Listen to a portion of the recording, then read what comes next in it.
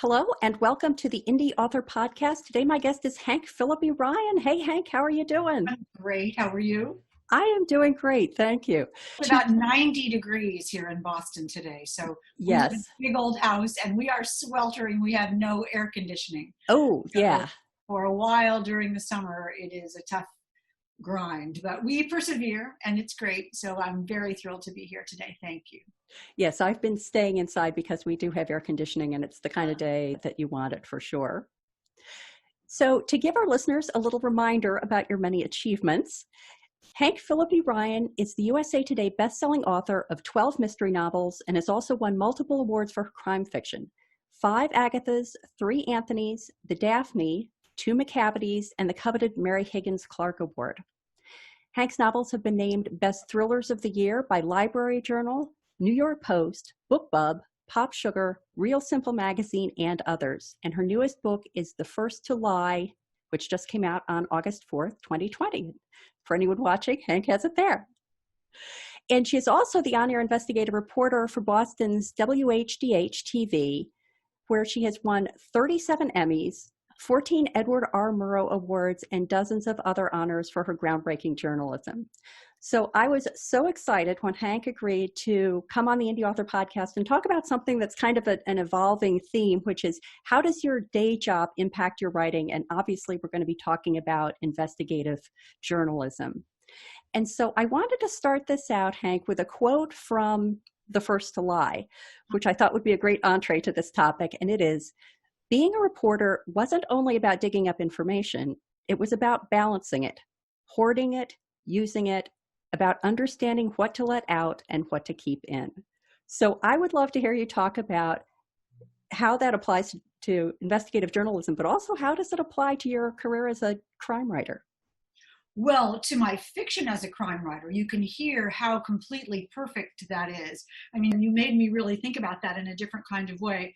You talked about the Emmys, the newest of which arrived by UPS. And I tried to give my speech to the UPS guy when he boxed, and he wouldn't let me do it, which I was very bereft of my yearly speech, or hopefully yearly speech. Anyway, the point is that every one of those Emmys represents a secret that someone didn't want me to tell you. That's the essence of conflict. That's the essence of a story. And that's the essence of investigation, isn't it? That someone has a secret that they want to keep hidden and someone else wants to make it public. Now, for better or for worse in crime fiction, but the engine of a good story is a secret. That's proven by the Emmys, and that's proven by crime fiction thrillers that I write, like The First to Lie, as well, because in my books, everyone has a secret, everyone, the good guys and the bad guys, and everyone is worried about whether that secret will be made public and what will happen if it does, and what will be the result of that, and how it will change their life, and how important it is to keep that secret. So as an investigative reporter, and I'm going step by step, in interview by interview, research by research, document by document, trying to dig up a story. And I find a little puzzle piece here and a little puzzle piece there, and I'm hoarding those right together in my notebook or in my computer, seeing what puzzle picture those pieces will eventually create when I put them together. Disparate, separate pieces, all I know are coming together toward a big story. And that is exactly the same thing as writing crime fiction.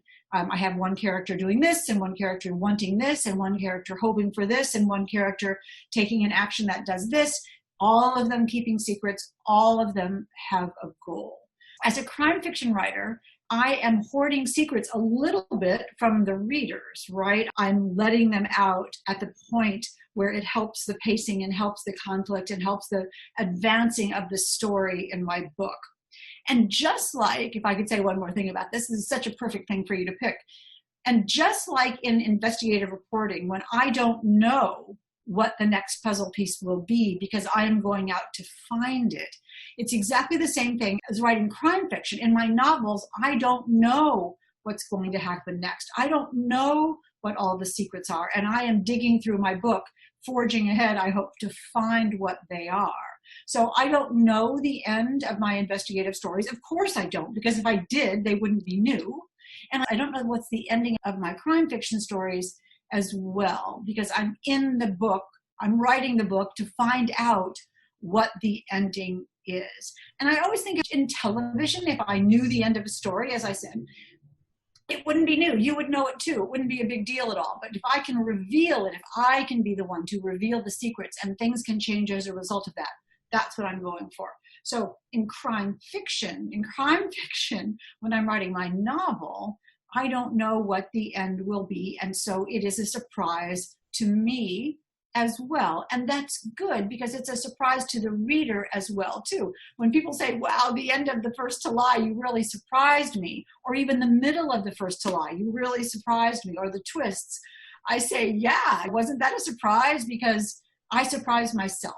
And that's the goal of investigative reporting, and that's the goal of crime fiction. And in crime fiction, I always think if I knew the end, I'd inevitably be writing toward that. Do you know what I mean? I'd be seeing that and pushing my characters and convincing them, shepherding them to go in that direction. But I don't want to do that. I want to see what they really want and what they really need and how far they will go to get it. And that's what makes the stories, I hope, be genuine and authentic. So just as the world's longest answer to your wonderful question, just as in investigative reporting, I'm seeing what reality is and how those real puzzle pieces go together into a news story. In crime fiction, I'm seeing what my fictional reality is, if I can say that, and seeing how those pieces eventually work together to come into a story. So I think that my years of investigative reporting, 43 years and still on the air, have allowed me to, and it's not always easy, Maddie. I have to say, I don't mean it to sound easy because it's often horrifically difficult, like today writing, but I have this sort of faith, trust in the process of writing that if I just keep going, essentially keep researching, not researching online, but researching my story in my head as I'm writing in real life, that the story at some point, what I'm trying to write will sort of emerge and bloom. And there's always the moment, the devoutly hoped for moment when I think, oh, there it is. That's what this is about. But I don't know that in the beginning, just like I don't know in an investigative story what the story will be. It sounds almost like your characters are hoarding some of the information from you and you're having to interrogate them in order to see where the story is going. Oh, I think you're so right about that. Sue Grafton used to tell me that Kinsey Malone, her character, kept secrets from her throughout. And Sue said that she found out information and background and history about Kinsey. Every time she wrote a book, Kinsey let her know something else. Sue didn't do big biographical rundowns or interviews with her characters or anything like that, nor do I. It just evolves. And if you're lucky and if you work hard and if you don't give up, I'm sort of talking to myself as much as I am to you, it will emerge. Do you find that as the characters are revealing their information to you, and then they're, by extension, revealing the information to the reader, do you ever feel like you then have to go back and rearrange where those revelations took place? Because I think one of the very difficult things about writing mysteries is you need to spread out those revelations. You don't want them all clumped up at the end so that the reader says, that was cheating, or you don't want to reveal them too early because then it's a giveaway. Do you have to go back and adjust that, or does the information seem to surface for you where it needs to? Both answers. I actively avoid that sort of Hercule Poirot ending where they gather everyone in the drawing room and then say, it's not you because of this, it's not you because of this, it's not you because of this, it's you because of this. And you think, how was I supposed to know that? It's not that it's not interesting, and it's not that Agatha Christie wasn't the brilliant genius of the planet. She had her way of making the big reveal at the end. But I write psychological fiction, psychological suspense. And so the key of psychological suspense is to feed out that information along the way. And with a little misdirection and a little sleight of hand, make the reader think one thing is important when really it's the other thing that's important. And in the end, when it all goes together in a way that the reader hadn't predicted, then it's fair. That is my complete goal, is at the ending, have the reader say, oh, I should have seen that. It was all there. And I have people have written to me after reading The First to Lie and after reading The Murder List, saying that they went back instantly and read the book again to see how I did it. And that is the highest compliment, because they were fooled and they were entertained, and that's my goal. I want you to miss your stop on the T. Remember the T? I want you to miss your stop on the T because you're reading this book. And then in the end, though, I want you to say, oh, what a good book. I should have seen that coming. So David Mamet has said, and I've read, that he said that if you have a problem in Act 3, you really have a problem in Act 1. And one of those problems might be that you revealed something too soon. You gave something away and you made it too easy, or you made the story not be interesting.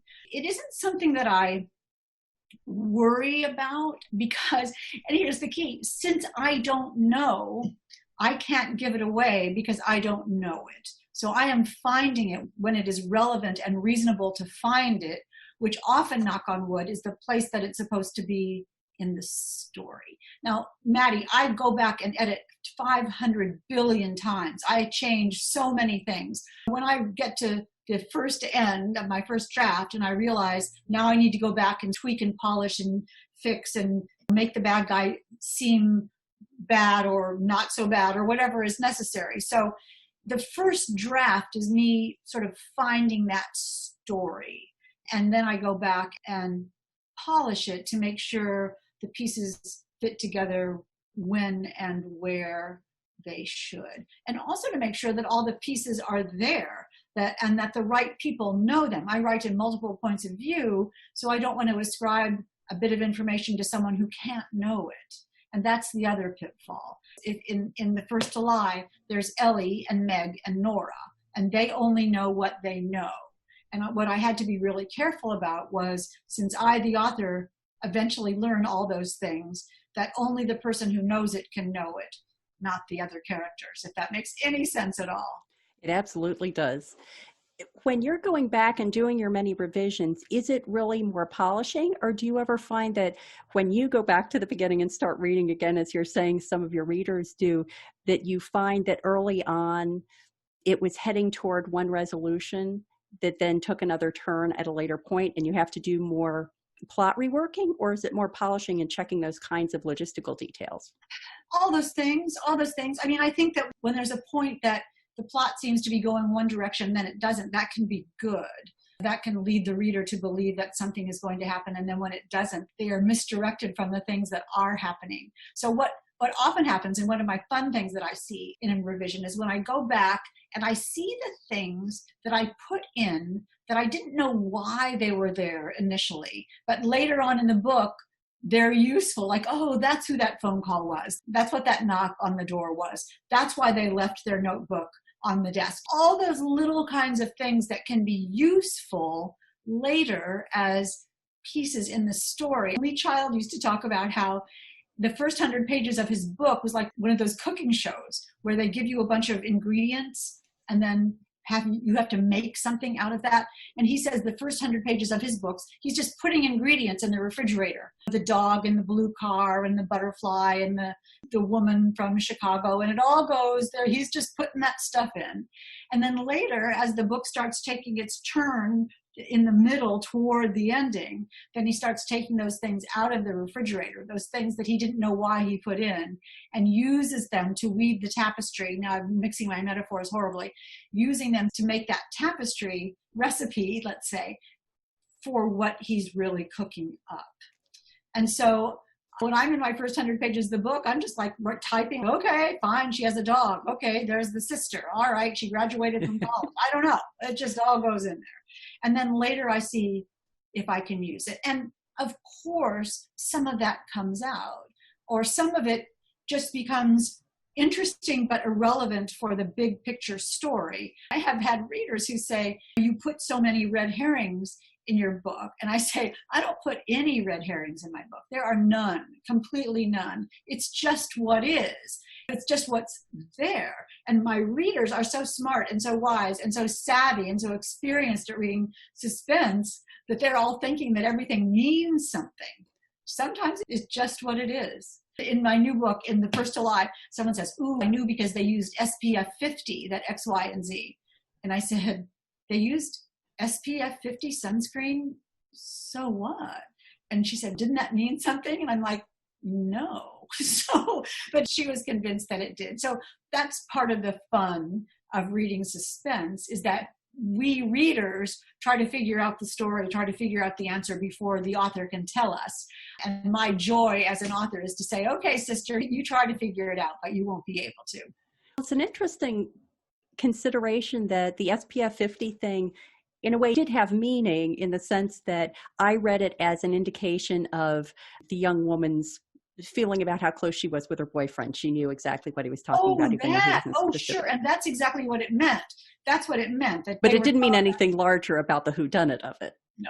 And you read it perfectly. It's just that he was speaking shorthand to her and she understood the shorthand. And that was how, when they were 16, they were so, or however old they were, 15, they were so connected. This was how she knew. And that's what that was for. You're exactly right. And that was a shorthand for me, indication of a feeling of closeness. But the idea that it was SPF 50, this other reader decided that was like a clue. Maybe I'll use it in another book. It's interesting because the other quote that I pulled out to talk about, I think we've already covered what I planned to ask you about this, but it was, each event is part of a bigger story, but we don't always know what it is. And that was from The Murder List. And I was going to use that as an entree to talking about pantsing versus plotting. And I think we've already talked about sort of the pantser and plotter thing. One of the things that when you pull up that line from The Murder List, which I'll show you, this is The Murder List for people who are watching and not just listening. The Murder List, which is a USA Today bestseller I'm so proud of. I think I can reveal to you that that line that you read was me, Hank, in the midst of writing, sort of crying for help, saying, I don't have any idea what this story means. And I know I'm going to get there somewhere. And then I remember writing this, and I remember thinking, well, that's probably how she feels about it too right now. So that means I'm probably on the right track. I'm trying to be her and be with her. And so we were sort of simpatico on this journey together. So I looked at that as a positive, although I can tell you, because it's just us, that's just me, the author, going, oh my golly, I have no idea. That would be a great t-shirt or bumper sticker, though. Or the message over the writer's desk, when they're feeling that way, they can look up and see, each event is part of a bigger story. That's a good reminder. Exactly. I taught a class at MIT Endicott Estate for several years, and I make t-shirts for some of the students that have gone to them. And my t-shirt says, anything can work. And I think that's my motto for writing. When students ask me about the rules for this or the rules for that, or can I start with weather, or can I have multiple points of view, or can I have somebody have a dream? I say, anything can work if you make it work, but there are some things that are riskier than other things, but sure, go for it. I think when people are writing and people are looking for this secret of the thing, that if only we all knew, we could all be Lee Child or Ruth Ware. And there isn't a thing. There's each of us doing it the way we can and what works the best for us. And as a reporter for all these years, one of the things that I really learned, knock on wood, is how to structure a story. When you talk about writing a news story, which I've written a news story semi-daily, essentially for 43 years, I know they have to have a beginning, middle, and an end. That story structure is ingrained in my head with a character you care about, a problem that needs to be solved, an important problem that needs to be solved, an important problem that you care about that needs to be solved, where the good guys win and the bad guys get what's coming to them. And in the end, there's some justice and you get to change the world a little bit. So that template, that architecture is something that I used and practiced and honed for 30 some years before I ever started writing fiction. So that storytelling, and exactly as you were saying early on, what comes next and what comes next and what's revealed, and the suspense, a good news story has to be just as suspenseful and just as compelling and just as riveting and just as actually entertaining as crime fiction, because I don't want you to turn the channel when you're watching my stories on TV, and I don't want you to put my books down. So that storytelling Scheherazade ability came from years and years and years of practice and getting used to the rhythm of it and the music of it. When you talk about what do I take for my day job that helps me with writing, one of the key elements is that I had learned how to tell a story. And I practiced telling a story. And my other thing about that, I know I'm talking too much. The other thing about that is I also learned how to tell it without any extraneous stuff, without any tangents, without any digressions, without trying to be funny, without trying to write the heck out of it. Straightforward, crisp, clear, only what's important, straight line story. In my investigative stories, I may know a lot of stuff, but I don't put it all in the story. So that spareness, that only the straight line trunk of the tree, no branches, writing for journalism has also really informed my crime fiction writing. That's a great lead into my third question, which was that one of the other people who talked about his day job was Bruce Coffin. He was on the podcast talking about what writers get wrong about police procedure and how to avoid those problems. And one of the things he talked about was the fact that as a police officer, he couldn't give in to the temptation to write a completely factually accurate rendition of that because parts of it would be very boring. How much time they spend on paperwork or how long it takes to get test results back and things like that. And in The First to Lie, one of your characters is an investigative reporter. So can you just give us insight into where you're willing to bend the real life of an investigative reporter in order to follow that straight line story that you just talked about? What an interesting question.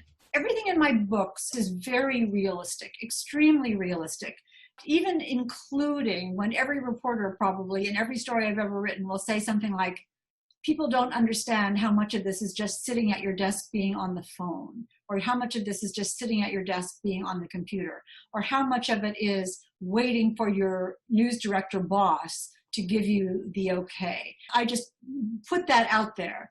I make my investigative reporters, usually I make them not have to produce a story right away. As an investigative reporter, I'm allowed to work on my stories a little bit longer, a lot longer than I did when I was a general assignment reporter, when I would go in at 9 o'clock in the morning and have to put on a story at 6 o'clock that night. No questions, no excuses, no, the muse hasn't struck me. And so it would be difficult to write a mystery about a general assignment reporter because they would always have a boss breathing down their neck saying, where's the story, where's the story, where's the story for the 6 o'clock news? And that's why I made my reporters be investigative reporters who are given time to research, and they don't have to have a story on right away. And the news director bosses know that it may take more time, some time to do it. And that's why in The First to Lie, for instance, the reporter Ellie is new and her station isn't even on the air yet. And her boss says, we're on the air in 3 weeks. And so you have to come up with this story in 3 weeks. So that gives me the ticking clock, but it's fair. And that's how I handle that. So I have the reporters admit that a lot of it isn't glamorous and feel the time pressure of having to put a story on the air, because after all, that's why they have the job. But I give them a little bit of leeway of time. And you also hear in The First to Lie, there's a scene where they're discussing whether something is fair or legal or what lines they can cross. I got the idea for this story by all my times of going undercover and in disguise as a reporter, and whether you can pretend to be someone else to get a story. And you know, that's an ethical line that you have to discuss, and a legal line that you have to discuss. And one of the things that I love about The First to Lie is I think that helps reveal that people who call me with tips say, I have a great story for you, but you can't put it on the air until I say it's okay. And I'm like, I'm not putting it on the air until I say it's okay. and I'm a television reporter, and just because you call me on the phone doesn't mean something's going on TV. And that's what people sometimes don't understand too, that it's not like a newspaper where I tuck the phone on my shoulder and type and then send it to rewrite. On television, it takes a while. It takes a while in newspapers too, because you have to check the story and research the story and make sure it's true, because as every single reporter in every single book I've ever written probably says, the worst thing a reporter can do is to get something wrong. And so everything we do is geared to make sure that the story is right. And that's one of the things that there's a battle in The First to Lie between two journalists, one of whom wants to make sure the story is right and one of whom wants to get it on the air. And what is that battle about, how that will work, and what will happen if the winner is the wrong person. That's great. Well, Hank, you have provided so much fantastic advice and insight for the writers and authors who are listening to this podcast. I really appreciate you spending the time to chat with us about this. It's my pleasure. I love talking about this. I think each of us, whatever we do in our day job, I think each of us has special things that they bring to our crime fiction, that cool stuff, cool inside info that we don't even know that we know. Whether you're, an accountant or run a daycare center or a teacher or the person who puts the groceries in the bag at a grocery store, you have knowledge. You have insight. You see people and you know how they behave in whatever milieu you are. So I think when we write a book that's authentic, we bring that special work knowledge to it. And so I want people to, even if they're writing about a private investigator and they're not a private investigator, or whoever they're writing about, bring your own stuff to it, things that you probably don't know you know. And one of the joys of making a book be authentic and genuine is that you put that in. So Maddie, thank you. I'm so pleased to be here today. Find me on Facebook, you all. Find me on Instagram at Hank P. Ryan, and Twitter. If you come to my website, hankphillippiryan.com, and click on contact, it comes right to me. And my schedule for my book tour for The First to Lie is right now. It's just launched. So no pressure. It's just my career. I hope you will look for The First to Lie. And I went to one of those virtual events and it was great fun. I think that the listeners of the podcast will recognize that anytime they have an opportunity to hear you speak, Hank, that they should seize that. Oh, that's so nice, Maddie. Thank you. And thank you for your wonderful program. Oh, my pleasure. Thank you, Hank.